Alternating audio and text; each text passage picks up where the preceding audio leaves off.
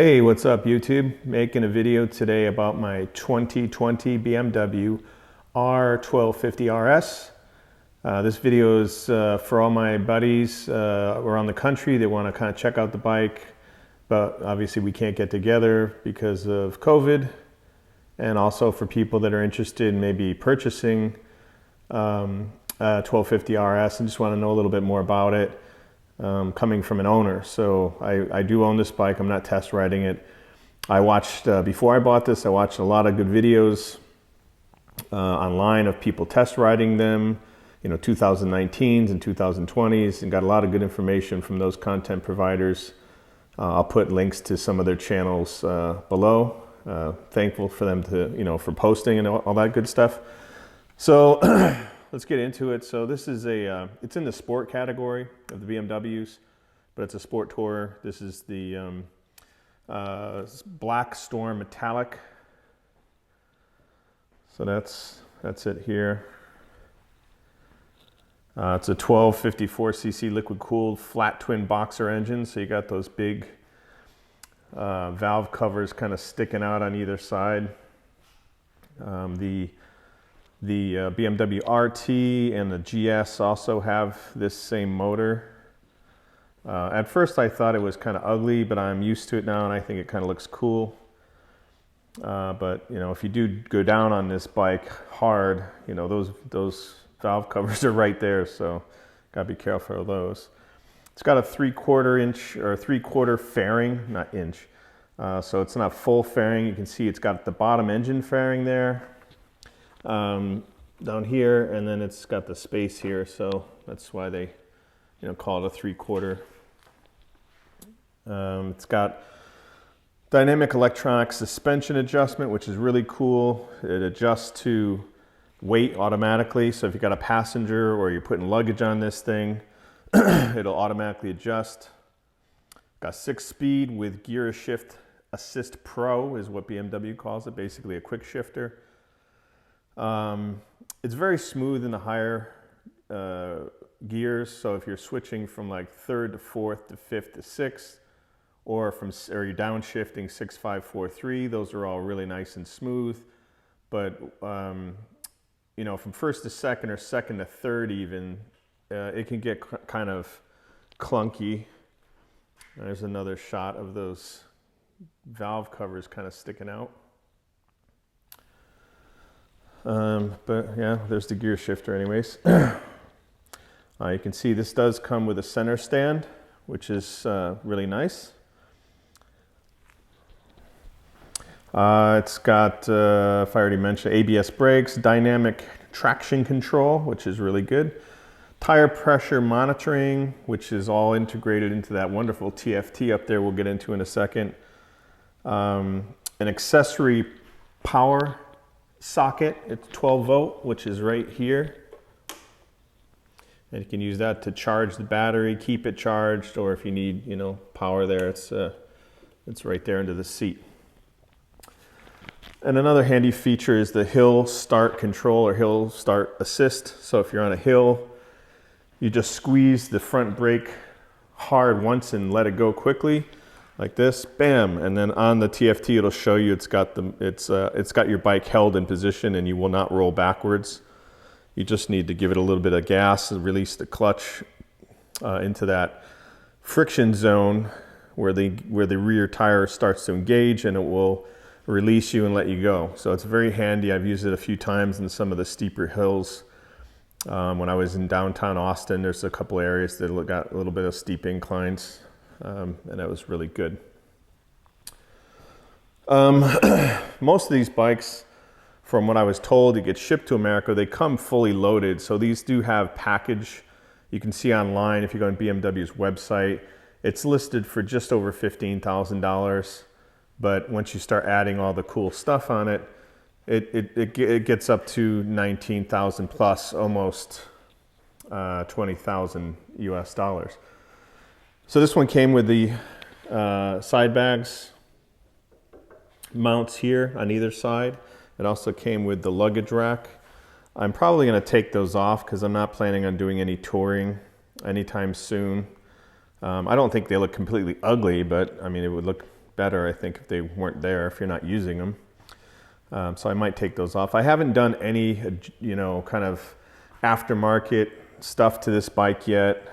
I mean, the main thing most people do on bikes, of course, is an exhaust, which, you know, exhaust can. A lot of people don't like the look of that can.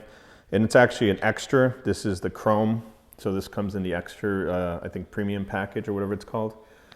I think it is too big, but it is to satisfy the EU, I think, EU4 regulations and the catalytic converter and all that. So it is pretty big. I think it's Akropovic or Akropovich or whatever. A lot of people get that aftermarket one to make it sound a little bit more grunty. I'll probably change that out at some point. The guy at BMW told me that, you know, a lot of people after the warranty, this has got a 3-year warranty. They said after the warranty's over, you change out the entire exhaust system, including, you know, the exhaust coming out of the heads there, because the catalytic converter is underneath. If you replace all of that, you'll get a much better sounding bike instead of just replacing the can. But if you do that, of course, you got to change the air filter and do some other work on the motor. So it's got LED lights. Let me get the key. And this is an important fact here. It's keyless entry, or keyless ride, I should say. So you got the little key here. But you just need to put this in your pocket, have it close to the bike, and then you can start it up. It's got, like I said, LED lights. Let me get this TFT started. La la la, there it is. Lovely, beautiful. This thing is amazing in any weather, sun glare, night, everything. It's just so crystal clear to read, and it's awesome. These blinking lights will go off once the engine is start and you're moving. The ABS and the engine check light will go off. I'll get into that a little bit later, but let's take a look at the running lights.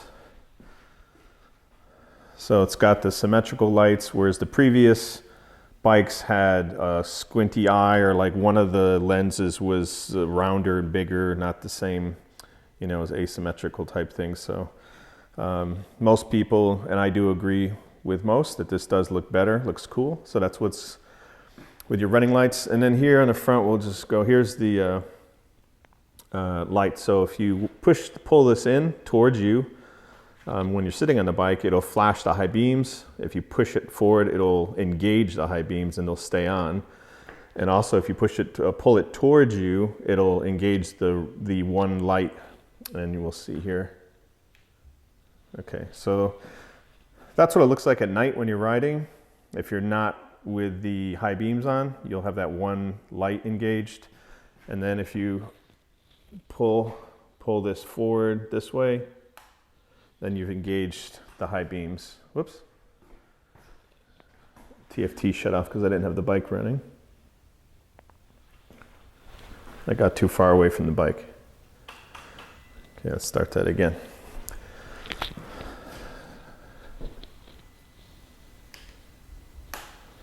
Okay, so that's the, sorry about that, that's the high beams. Shut this off for now. Over here you got your clutch, and it's adjustable lever. So you can make the lever go out a little further if you got bigger hands, longer fingers, or you can dial it down and pull it closer to you. Same with the brake. The brake over here also has the adjustment right here, the little dial. And I think all BMWs have this notch here, and it just is kind of a crash notch. If you do go down and this hits, it will snap off, but it will leave you enough lever here to actually ride the bike if it is rideable, I guess, you know, and you can take off with it. Whereas I guess if you don't have that, the clutch lever would tend to snap off down here more, probably. That's why they did it, I guess. The keyless ride also is for the gas tank. So the bike has to be off, and the TFT has to be off, the bike has to be not running, and then you have the key near it. You just pop this up, and you've got your gas there. If the TFT is on and the bike's running, this will not open. Let's just go over the controls. Obviously, you got your throttle here. This is, I guess a lot of people just call this the whiz wheel, or this helps control both the TFT as well as we'll get into this. This is the mount for the Garmin navigation. What is it called? Navigator 6, the GPS system. The whiz wheel will control that too. So that's that. It goes up and down, and also goes back and forth this way to make options. So going back up to the top here, you got your lights here, which we went over, the high beams and the flashers. So if you want to see, want to be seen, you just pull them towards you and you'll flash the high beams at people. Got your cruise control. This is on, engaged. You want to set it, push it forward.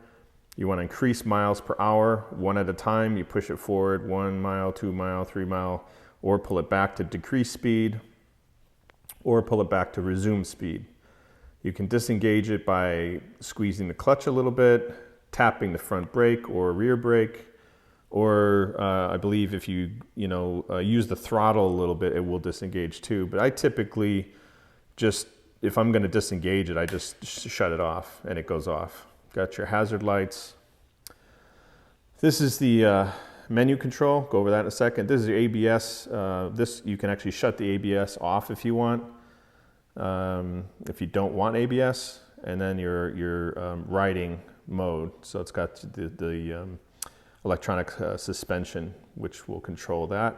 Your turn signals will automatically go off. I think most bikes probably do that at this point. So if you don't push it in to turn off the signal, it will automatically turn off by itself in a matter of feet or something like that. It's pretty good. And then on the bottom, you got your horn. So that's all the controls here. That's the GPS. Let's go over on the other side. So on the other side, you got your front brake, got your heated grips. It's got level 1 and 2. Level 1 is perfect for me. It doesn't get that cold. I'm saying that now, but we're actually going through an ice storm right now here in Austin.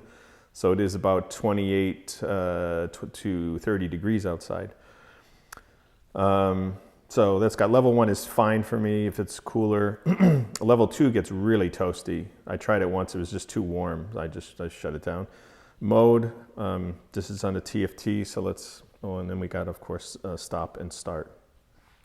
So start the bike again, you have keyless, so you just have the key on you, and you engage the bike, you turn the power on, and then you obviously hit the start button and off you go. But here's the ride mode. So right now I have it set in dynamic mode. We'll just go through these real quick. So it's got rain mode, road, dynamic pro. I'm not a pro, and I don't want to be doing wheelies. So if you're in dynamic pro, and then you go into the menu further and give full throttle, because this is fly-by-wire, electronic throttle. If you give full control of the throttle to the throttle, and you're in dynamic pro, you can't do wheelies with this, and I don't want to be doing that. So I keep it in dynamic or road, but most recently just dynamic. So let's go back over to this side and go through the other menu things. So again, here's the menu button. If you push the menu button up, it will control this top portion of the TFT. So watch, I'll just push it up once, and it goes to a kind of a traditional fuel gauge, just kind of showing you by bars how much fuel's in the tank. And this tank is a 5 gallon, or I think it's actually 4.8 with a reserve, so I think it is close to 5.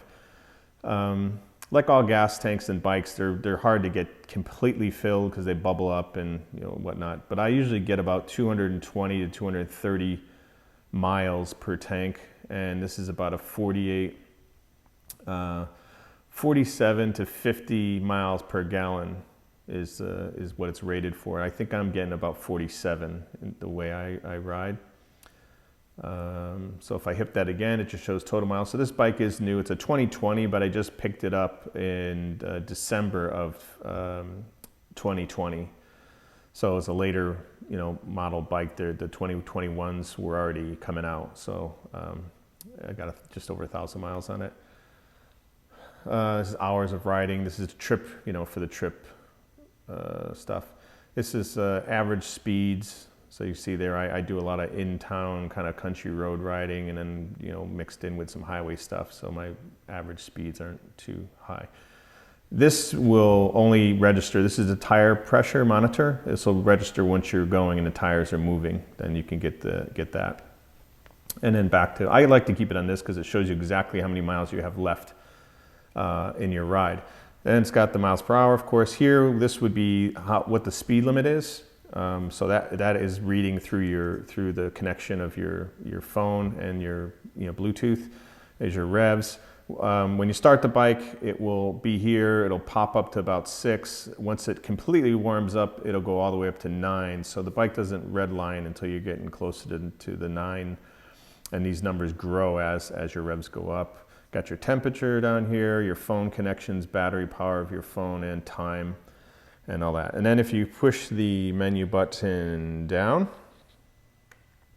you go into that next screen, which has, this is where you start to use the whiz wheel a little bit.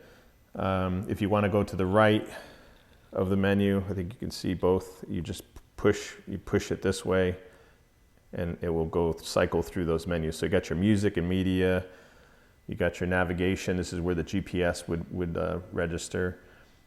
Phone, if you got the headset stuff in your helmet and you want to talk on the phone or get phone calls, whatever. And then here's some settings for connectivity, and I'll go down into there. And then the whiz wheel, you just turn the whiz wheel and you'll cycle through these. Connections, display settings, information, blah, blah, blah. So not all that important, but so let's go back. Let's go back to this My Vehicle. You push the menu button down, and you go down and you get all this information. So it's got the engine temperature right now. It's 50 degrees. Oil, again, tire pressure would not, it's not going to tell you until you're moving. Got 130 miles left on the gas and the voltage on the bike. Then you can use the whiz wheel again, pushing it this way to go through these other menus. So you got your onboard computer. Tells you average, well actually here's my consumption here. So I get 46.1 miles per gallon on average. It has some other statistics there for you. You can go through and reset. You can reset all these if you want. Here's another trip computer, tire pressure, and then it tells you when you need to get the next service requirement. So I've got to do the 6,000. I did the break-in one. So this bike has a break-in period. It's a 600-mile break-in, and there is some restraint, computer electronic restraint on the RPMs. To keep them low, and you're not supposed to, go over 70 miles an hour or something like that. So you got to kind of be easy on the bike, and then you bring it in, and they'll change the oil out, as well as this guy here, the shaft drive. So they take the shaft fluid out and replace that for you. So that's the single-sided swing arm, and that's the shaft drive right there, which is pretty cool. I mean, it's got a lot of it really pulls hard when you goose the throttle. So you see here, there's no swing arm on this side. It's pretty cool, but this giant muffler takes up all that space. So let's get out of this menu here.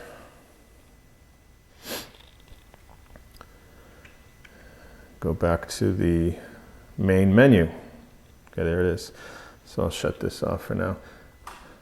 And when you shut the bike off, if you want to lock the bars, obviously just turn the bars to the left all the way.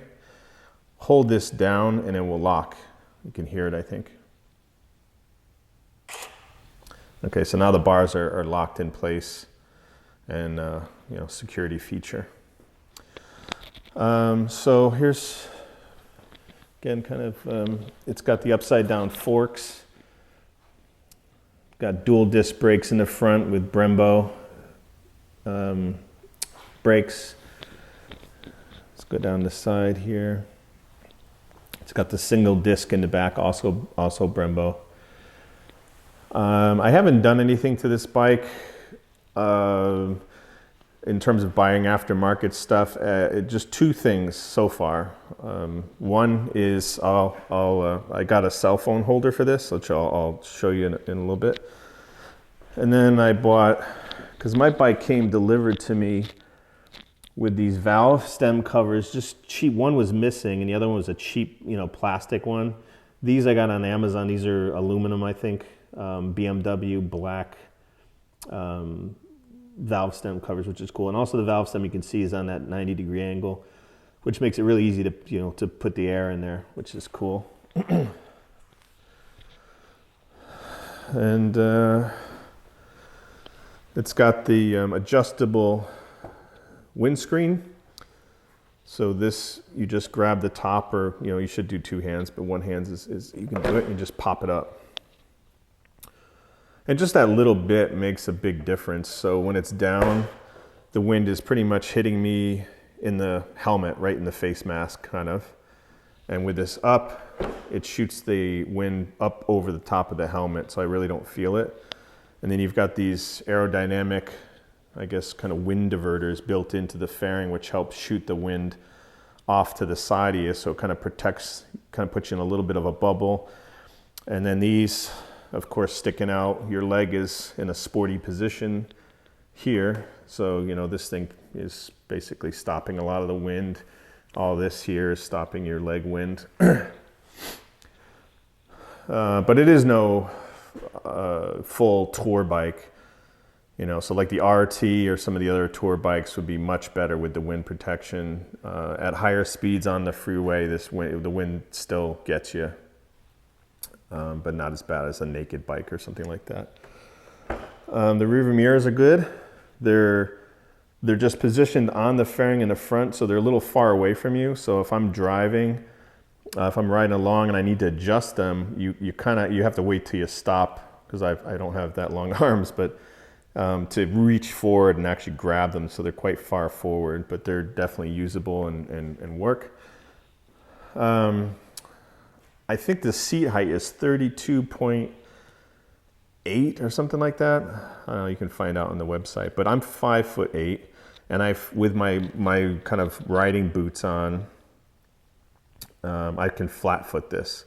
So I feel quite comfortable, riding this. The adventure bike, the GS, is much taller. So when I get on that, I'm like tippy toeing. I don't feel as confident on that one. But I think that's about it. I'll just go over the couple. I'll go over this here and then give you a peek under the seat. I need the two hands to do that. So I got to change out my filming rig here. And then here's it's got a 180 on the back for a tire. So it's got a little bit of a fat tire in the back. Looks good. I've seen some people online, they've used the kit to clean this up, and get rid of all this stuff and kind of pull it more up towards the back, because this does hang down quite far. Maybe that's something I'll do in the future too. And then also go over, I can do that now actually. If you lose this while you're riding, or it runs out of battery while you're out and about, you have a spare key that it comes with, which is basically just a plastic key. It's got a sensor inside of it here.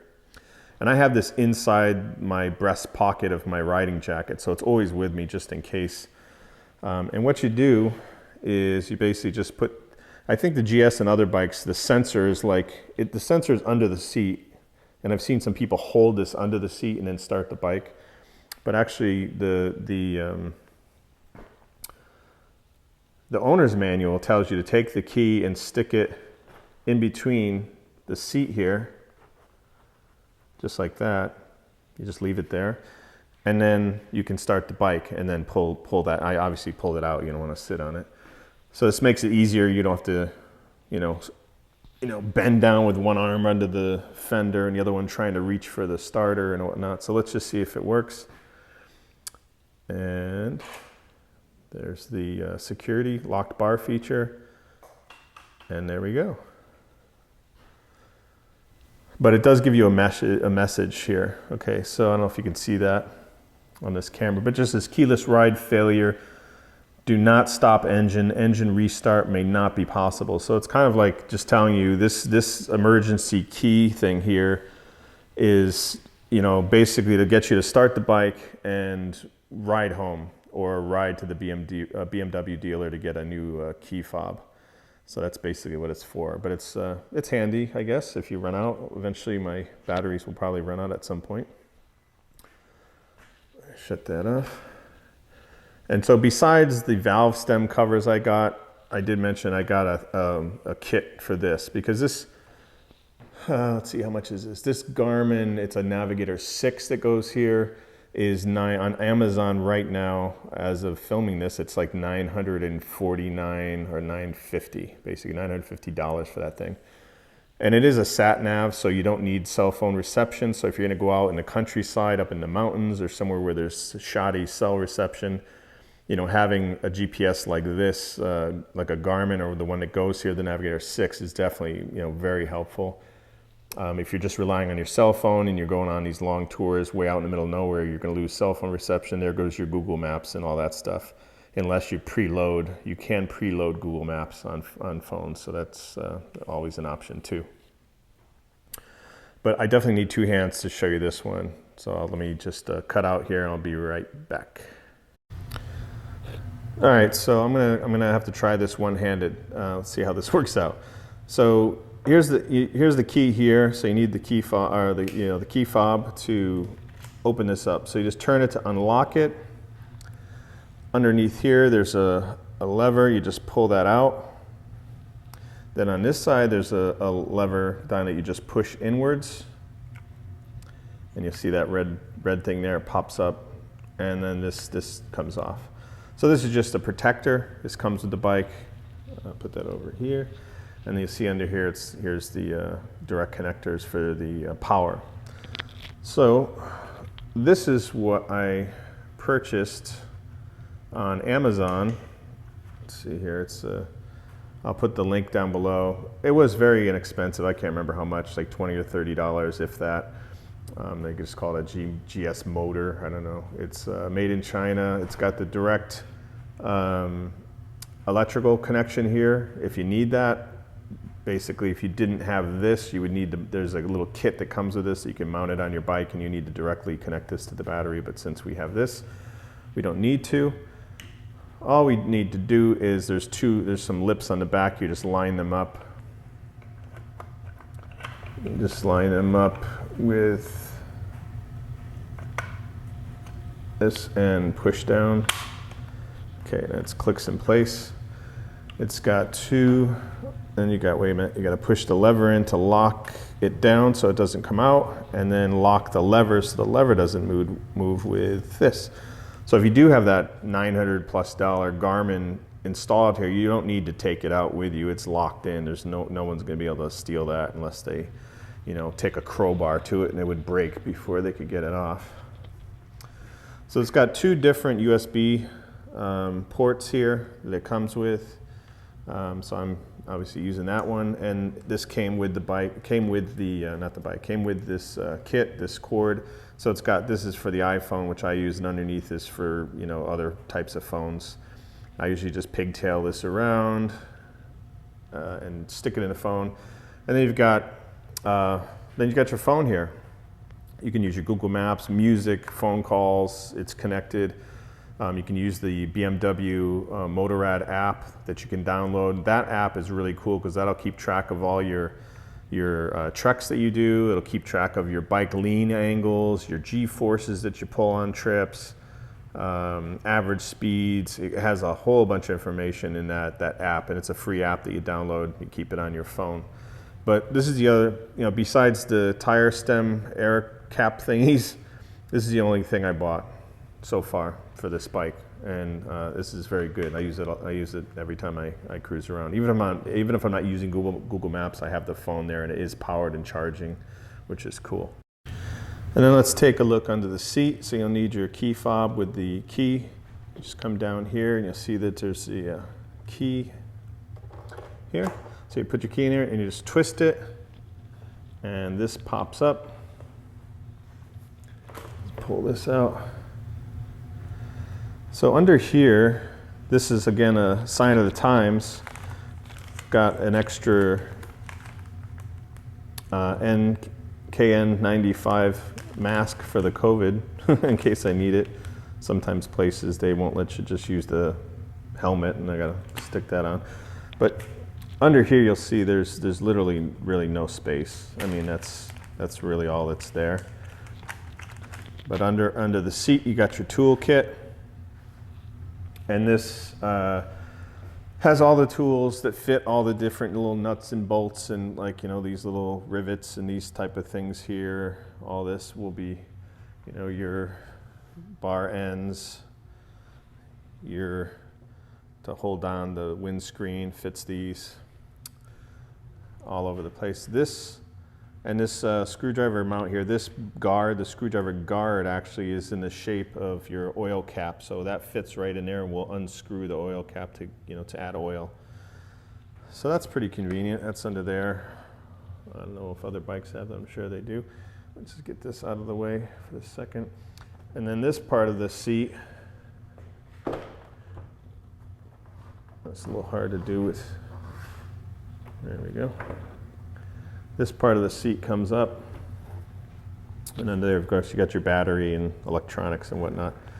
But if we put this down, this is the back of the seat. So this is a little place to keep your owner's manual. I also have my insurance papers and registration under there in case you know, I need to show that to a police officer. And pretty easy to put back in place. I'm doing this with one hand, so let's see how it works out.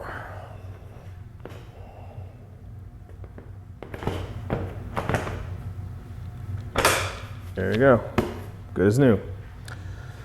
Let's see, what else are we talking about? Under here is the oil, so you can actually check the oil.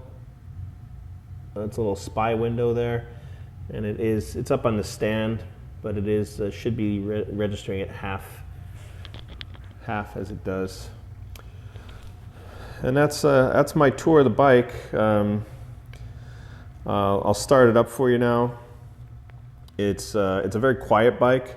It has a little bit of a grunt kind of diesel engine sound when you start it, which sounds kind of cool.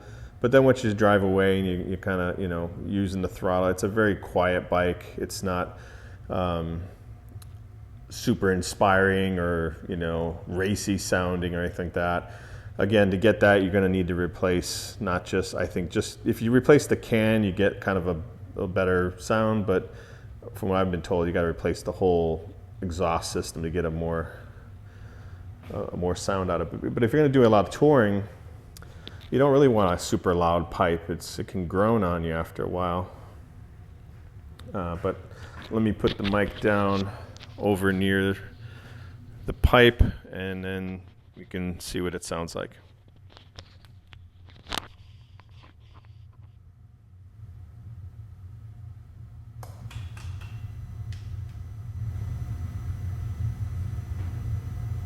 Okay, we'll get this up, and we're neutral, and here we go.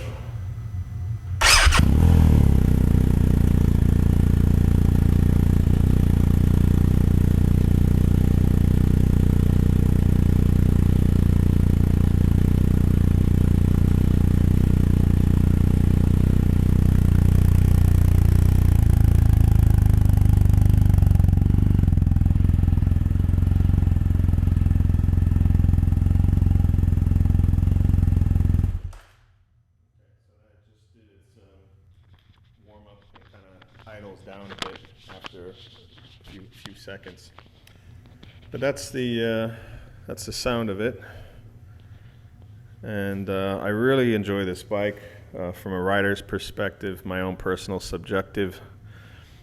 There's the back brake light, but it's really fun. It's very smooth to ride this bike. It's these boxer engines, because of the low center of gravity, it makes the bike feel a lot lighter than it actually is. So you can kind of flick it around and feel very confident when you're riding this at speed. At a standstill, this bike is not a light bike. It is about 540 pounds wet. So it's you do have to still respect that weight, and because of those that boxer engine, the valve cover sticking out the sides, when you're at a standstill, it then kind of goes the other way, and it makes the bike feel a little bit like it wants to go over if you're not completely, stable. But once you're riding it because that weight is down low, it just makes it really nice to ride. I can't say enough about it. I really enjoy this bike. Very, very fun bike. Got a lot of power, lots of torque at any gear. Even if you should downshift and you didn't and you hit it, it's still got the power, and it'll, blow right by a car if you need to, or get out of the, the blind spot of a big truck or something like that, or you're on the freeway and you need to get away from people. Not a problem with this bike at all. So again, to all the content providers that helped in my decision making, thank you for posting, and I hope I'm passing this on to other people that are interested in this bike. I hope I helped you learn some things. And I guess the last thing is, obviously the GS is a very popular bike from BMW, but it is a kind of hybrid, off-road bike. And if you're not going to go off-road, I don't see why you would really buy a GS. This would definitely be a better option, because it's really, really handsome looking bike. It's sporty. It rides great. Rides, I think, better than a GS. It's lower, so if you're shorter like me, like a 5'8", 5'6", 6 foot or below, this bike's going to fit you nice. 6 foot or above, or even at 6 foot, because of the sporty position, you might be a little cramped. You can get extenders for the bars, but I don't have them, and I'm not going to get them, because I think it brings the bars up about an inch and then also back a little bit. Probably a little more comfortable, but I think it will take away from the look of the bike. The handlebars are already kind of positioned a little bit more upright than a true sport bike. You can see there on the side. Any higher than that, it's really going to start looking like an RT bike. Yeah, that's it. Thanks for watching. And if you have any questions, feel free to leave a comment.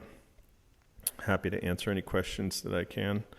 And then the BMW website, of course, has all the details and specs of the bike and all that good stuff.